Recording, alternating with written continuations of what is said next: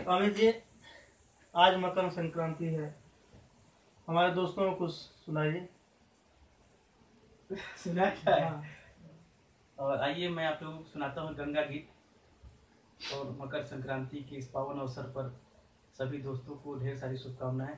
और हमारे साथ बैठे हैं हमारे बड़े भाई और म्यूजिक डायरेक्टर और अच्छे एक इंसान हैं सर्वेश भैया, और एक अच्छे आर्टिस्ट, एक्टर, डायरेक्टर और हमारे बड़े सहयोगी अनिल यादव जी। नमस्कार।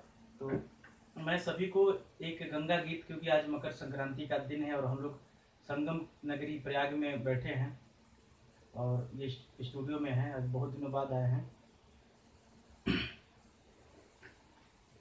लहर लहर लहरे, लहर लहर लहरे, गंगा जी के पानिया चला हो जियरा, चला हो जियरा, आज गंगा जी के तीरवा चला हो जियरा, आज गंगा जी के तीरवा चला हो जियरा।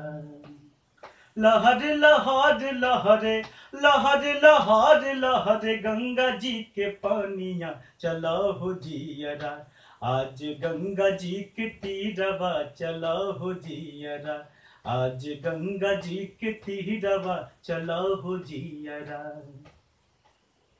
आइल बानी मैया बड़ी दूरिया से चल के, मथवा नवावेला सबही गंगा जल के।